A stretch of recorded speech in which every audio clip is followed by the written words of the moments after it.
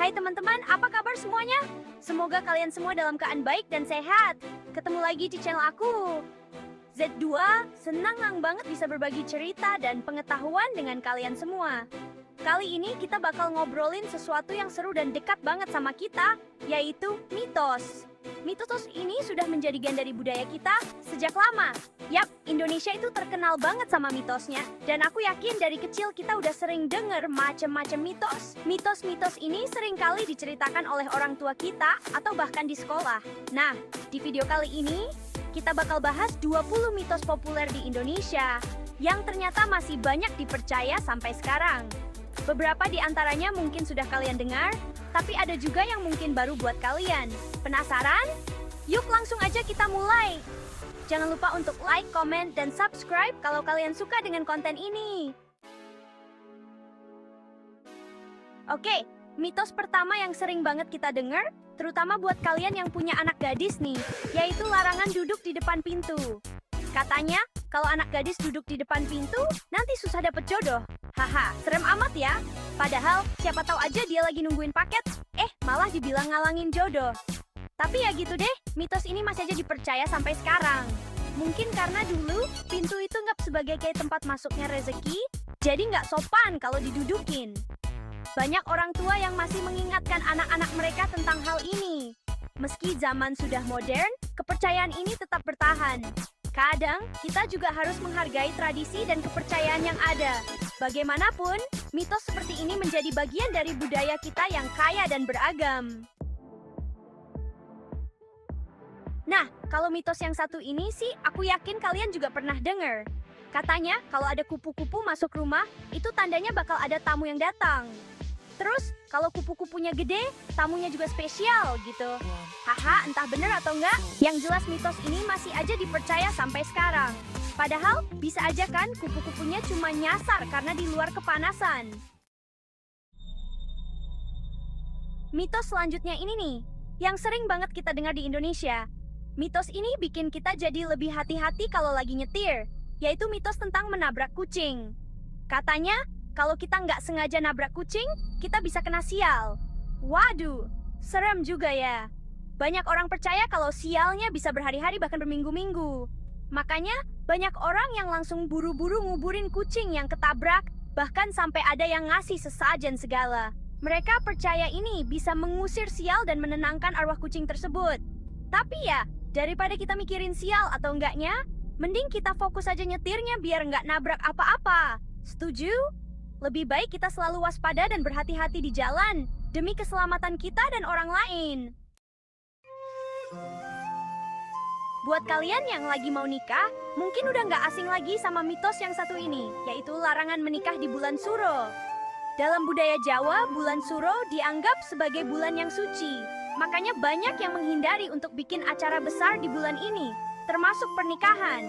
Katanya sih, kalau nekat nikah di bulan Suro, bisa kena sial.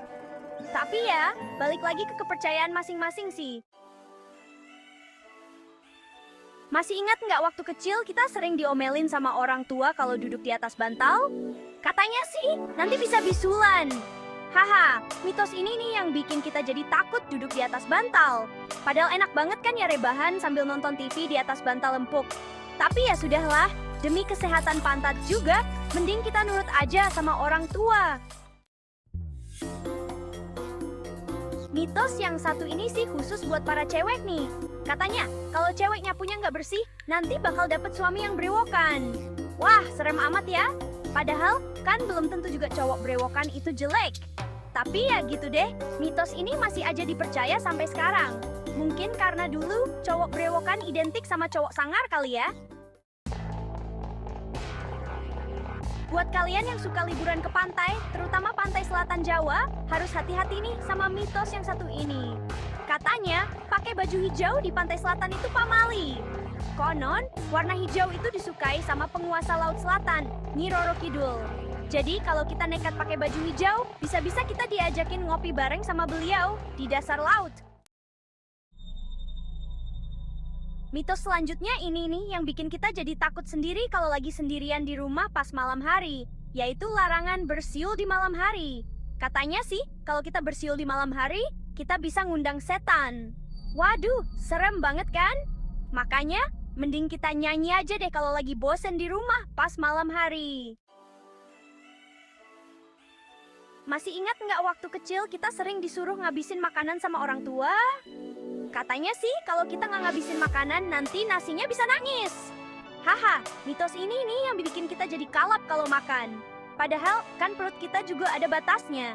Tapi ya sudahlah, daripada nasinya nangis, mending kita habisin aja deh makanannya. Mitos selanjutnya ini nih yang sering banget kita dengar waktu kecil, yaitu larangan membuka payung di dalam rumah. Katanya sih, kalau kita buka payung di dalam rumah, nanti bisa kena sial. Padahal kan enak ya kalau lagi panas-panasnya, kita buka payung di dalam rumah. Tapi ya sudahlah, daripada kena sial, mending kita tahan aja deh panasnya. Pernah dengar nggak sih mitos tentang ngantongin batu biar nggak besar? Katanya sih, kalau kita lagi kebelet pipis tapi nggak nemu toilet, kita bisa ngantongin batu buat nahan pipis. Wah, kok bisa ya?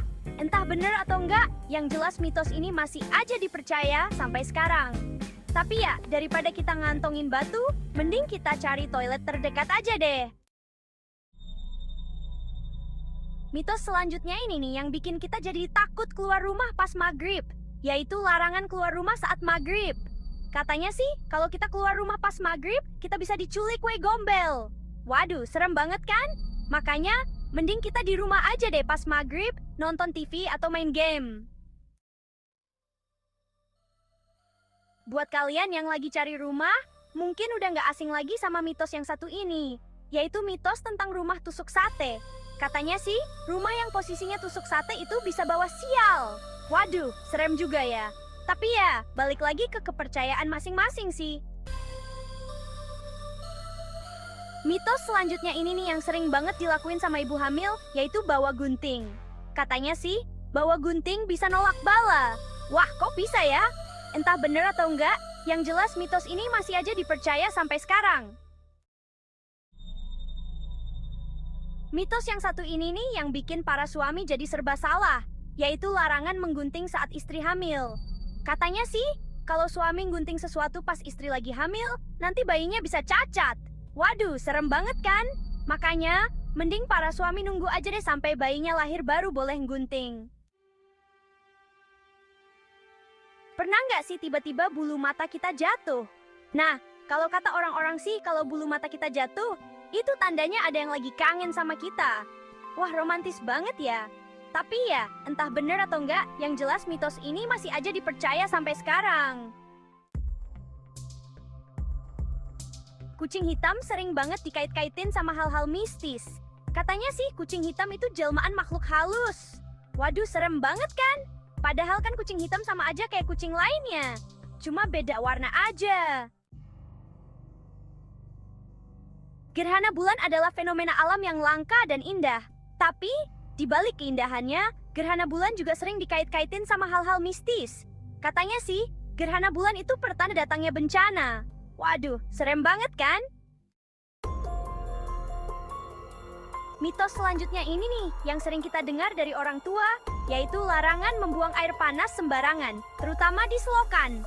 Katanya sih, kalau kita buang air panas sembarangan, nanti bisa bikin penghuni selokannya marah. Waduh, serem juga ya. 20 mitos populer di Indonesia.